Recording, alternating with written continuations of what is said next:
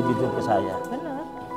Selama pandemi, saya nggak ada itu. Selama ditutup itu kan nggak ada. Baru kemarin itu ada, baru mau berangkatin si Fatma itu loh Pak. Ibu pasti bukan sendiri kan? Pasti ada orang di belakang ibu yang menyiapkan uang itu. Enggak Pak, saya sendiri. Nggak mungkin. Ibu sampaikan ke bapak-bapak polisi, ibu polisi, ya Pak. Jangan ibu menjadi korban sendiri.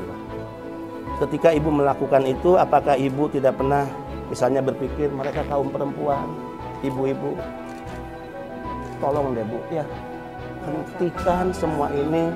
Ibu menjalani proses hukum, tapi ibu harus menghentikan kegiatan ibu dan ibu mengajak jika ibu kenal siapa untuk menghentikan. Demi Allah, hari ini saya mendapatkan informasi 417 PMI dari Irak, Irbil minta dikembalikan. Bagaimana saya nggak nangis Bu? 417 minta dikembalikan.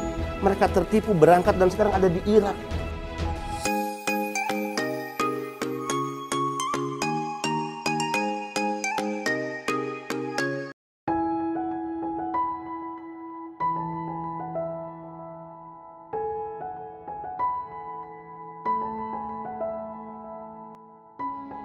Pengungkapan kasus pengiriman atau penempatan secara tidak resmi ilegal pekerja migran Indonesia yang alhamdulillah berhasil diungkap oleh tim gabungan UPT BP2MI Jawa Barat, kemudian Satreskrim Polres Cirebon Kota, dan juga Disnaker Kabupaten Cirebon. Ini adalah peristiwa yang ketiga kali Polda Jawa Barat, kemudian jajaran di bawahnya, dan untuk yang ketiga ini adalah Cirebon, berhasil mampu melakukan penggerebegan, pencegahan, dan bahkan menangkap terduga pelaku penempatan ilegal pekerja migran Indonesia di wilayah Jawa Barat. Untuk itu saya menyampaikan apresiasi yang setinggi-tingginya.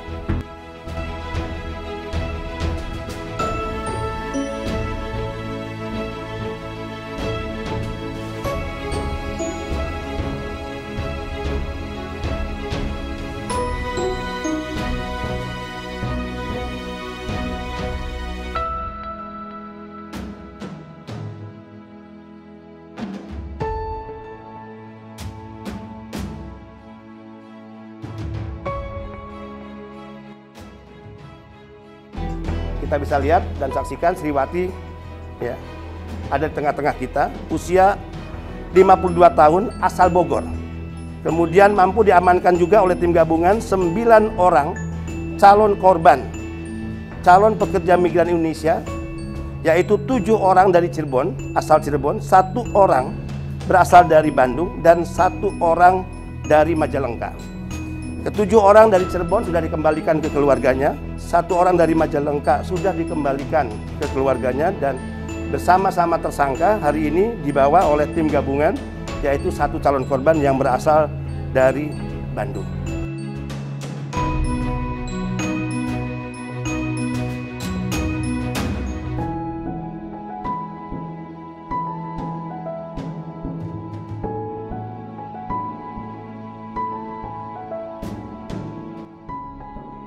Kemudian para korban CPMI tersebut akan diberangkatkan ke negara Singapura sebagai ART atau asisten rumah tangga.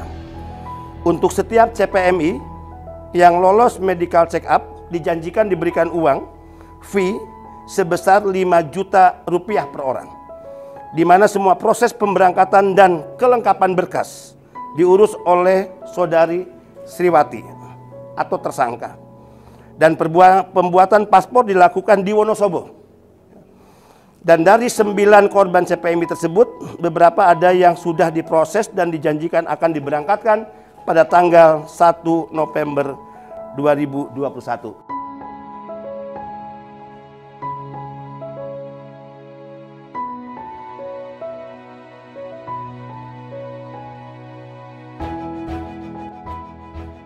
Kemudian perlu saya juga sampaikan bahwa ini penting bagi masyarakat. Mekanisme pemberangkatan PMI secara prosedur atau resmi, tentu setiap calon pekerja migran harus melalui beberapa tahapan, diantaranya pengurusan ID. Jadi setiap calon pekerja memiliki ID dan proses penerbitan ID dilakukan di Dinas Tenaga Kerja Kabupaten Kota. Setelah itu, mereka juga harus mengikuti pelatihan, ya, di mana tentu negara bertanggung jawab dalam hal penempatan pekerja. Mereka yang ditempatkan ke negara-negara penempatan, apapun jenis pekerjaan yang dipilih oleh mereka, mereka benar-benar memiliki kompetensi, memiliki keahlian, keterampilan atas sektor pekerjaan yang dipilih dan juga kemampuan berbahasa. Ini penting agar yang kita tempatkan atas nama harga diri negara, agar mereka mendapatkan perlakuan juga yang setara, dihormati oleh undang-undang di negara penempatan, diberikan apresiasi gaji yang layak sebagaimana status pekerjaan mereka.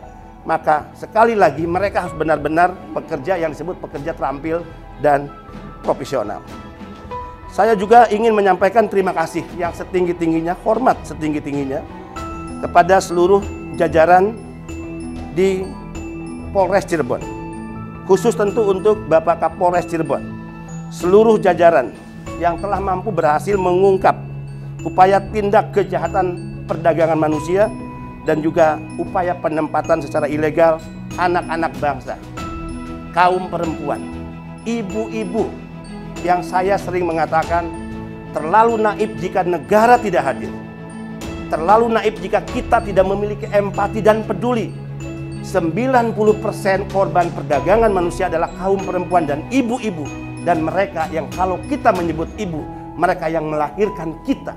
Kita semua lahir dari rahim mereka.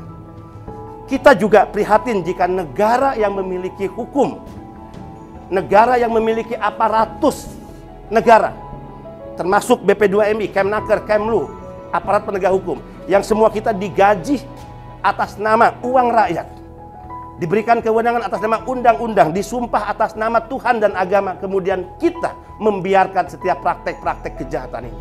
Terlalu naif bagi kita. Sehingga sering saya katakan, saatnya negara hadir, negara tidak boleh kalah, dan hukum harus bekerja. Selama pandemi, kan saya nggak ada itu, selama ditutup itu kan nggak ada. Baru kemarin itu ada, baru mau berangkatin si Fatma itu loh Pak. Ibu pasti bukan sendiri kan? Pasti ada orang di belakang ibu yang menyiapkan uang itu. Enggak Pak, saya sendiri. Nggak mungkin. Ibu sampaikan ke bapak-bapak polisi, ibu polisi, ya. Jangan ibu menjadi korban sendiri. Ketika ibu melakukan itu, apakah ibu tidak pernah misalnya berpikir mereka kaum perempuan, ibu-ibu